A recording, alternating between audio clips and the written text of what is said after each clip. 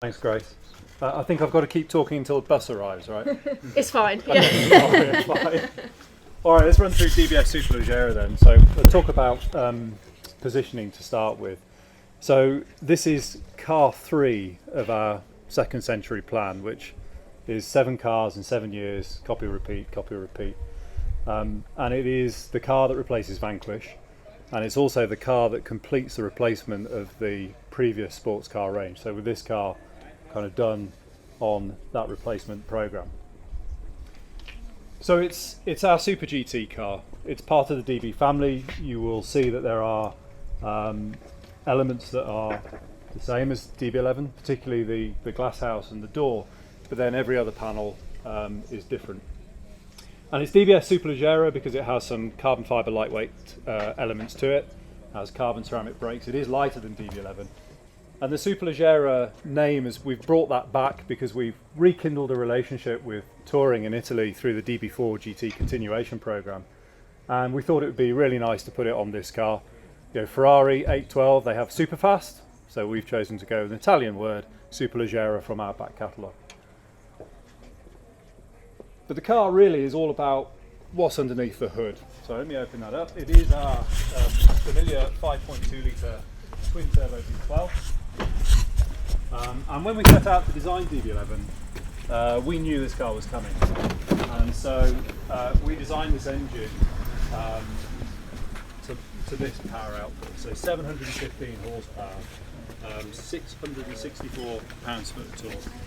So this is now at its upper limit with this hardware. So hardware is the same as DB11, but what we've done is effectively increase the boost. So you've got that peak torque from 1800 RPM to 5,500 RPM with an upper limit of 7.2. And really the only thing that we've had to do is make sure we can keep the thing cool. And that's why this front end is more open aperture than it is bumper. So we've dramatically increased the cross-sectional intake area to the intercoolers because that's absolutely key for keeping the charge temperature down and getting the power up. And then it's got an extra cooler as well. So huge power output and a really significant torque output. In fact, it's 25% more torque than the Ferrari 812. But super torque wouldn't have sounded quite as good as Superleggera. Anyway, that drives then through aluminium torque tube, carbon fibre prop shaft to a brand new gearbox that's sat in the back here. So transaxle layout as per all of our other cars. But in this car it's ZF's 8HP 95, it's the high torque capacity 8-speed gearbox, and then bolted onto the back of that is a shorter final drive ratio. So not only have we increased power, we've shortened the gearing just to make sure that it's throwing you down the road as fast as we can make it. Wheels on this car, and you can see the carbon ceramic brakes as well. But actually the chassis is kind of a hybrid of things that we've done on Vantage and things that we've done on DB11. So the front end is very much all the bush tune from a Vantage, and that's to improve stiffer lateral compliance. And then on the rear, we've retained the isolated rear subframe of DB11 rather than going to a fixed non-isolated rear subframe, and that's because we want to keep this car as a GT car. So in terms of positioning, to give you an idea, DB11 has 2.1 degrees per G roll. This car is 2.6, and then Vantage is 3. Other way around.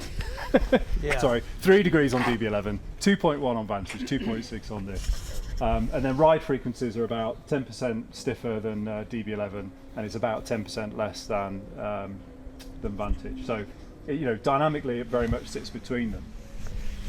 Can you, for a moment, just sorry to interrupt, but can you clarify between isolated and fixed what the structural difference is? So, I mean, basically, on Vantage, the rear subframe just bolts straight up into the structure, and it acts as part of the overall vehicle structure and starts adding torsional contribution to that.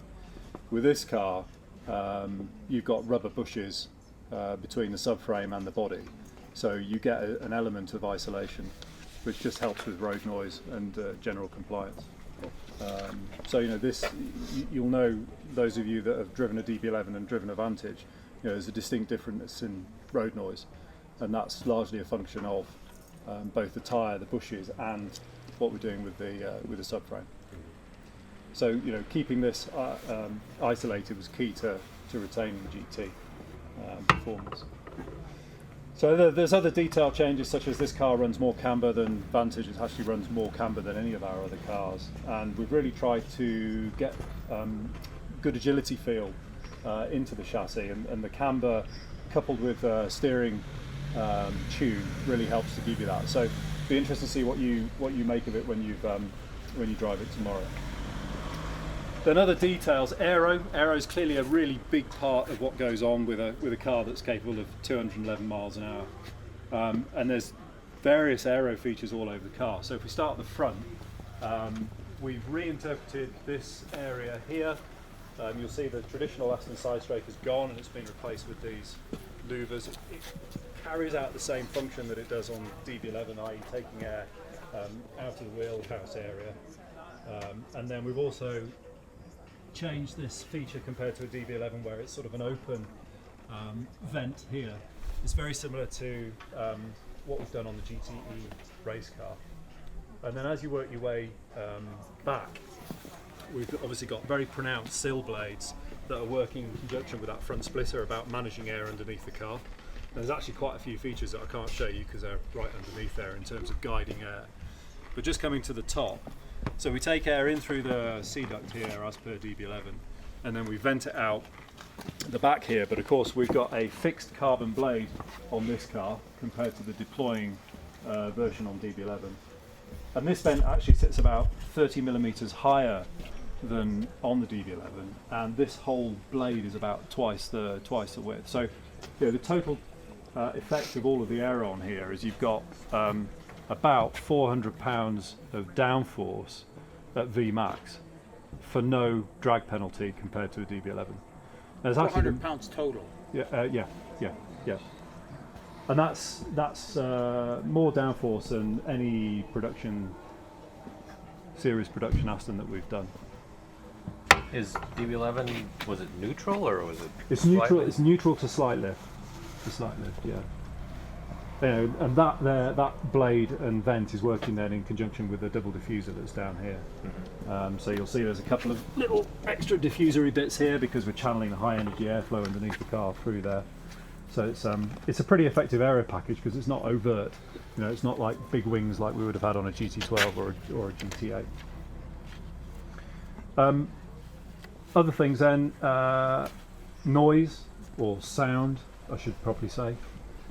This car has a new quad exhaust system on it, quad tailpipe, and it's been tuned to really draw out the V12 engine notes. So sixth order in particular, sixth order firing has been enhanced. It's about 10 dB more than a DB11 AMR.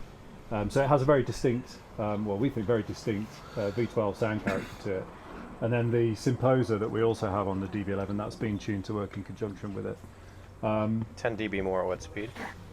It is about 5,000 RPM. So we're really focused on that sort of 2,000 to 5,000 RPM area because that's where you spend most of your time driving. Performance then. So 0 to 60 is 3.3 seconds, 0 to 100 is 6.4 seconds. But that doesn't sort of tell the whole story because with that amount of torque, it's your in-gear stuff that's really quite impressive. So 40, got to get this right, 40 or 50 to 100 is 4.2 seconds, and it's about a second quicker than an F12. I haven't got 812 figures because there don't seem to be many around at the moment. But yeah, in gear is where this thing is really going to start going at the Ferrari.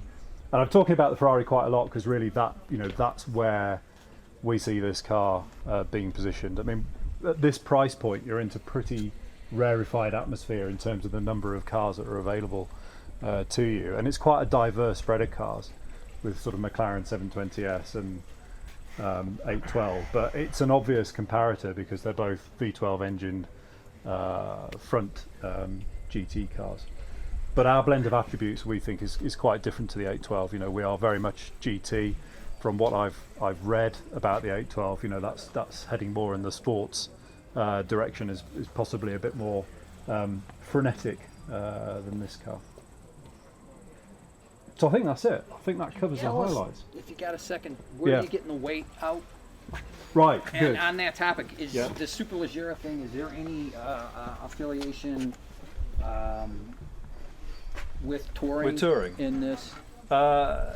Not from a design perspective, no. I mean, we have to license the name from them. They own it. So they don't make any of the panels? No, they don't make any of the panels, no. So you've got the carbon fibre clamshell, which is a weight save, the optional carbon roof and roof strakes, the deck lid here, the wheels, the carbon ceramic brakes, then you've got a optional titanium muffler which will come along shortly, that also contributes, and a lithium ion battery which will be available post job one as well. So all of those features and options help to drive that weight down. Thank you. And what do you say, how much lighter is it than a DB11 AMR? So 72 kilos. Hang on, I've got my little. 150. I've got my imperial crib sheet here. 159 pounds. Yeah. Give or take. Yeah, give or take. Yeah. How much boost have you turned it up to get the power? Ooh, that's a good question. I think it's about 0.2 bar. Is the increase or total? Increase. Okay. Yeah, no. Compared to the DB? Compared to the DB11. Is Yeah. the 72 So we have to kilogram find out figure what with DB the is. battery and the exhaust? Sorry. Is the 72 kilogram figure with the battery? Yeah, and it the includes exhaust? lightweight options. Yeah.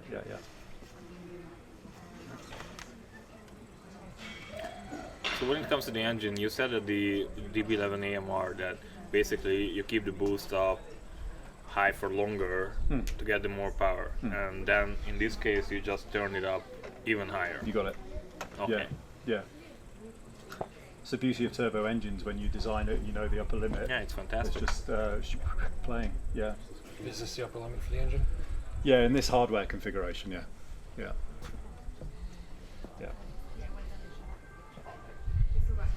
Any more questions? No? I mean, Paul will be around throughout the whole time that you're here, so if you Yeah, think ask of away. anything else or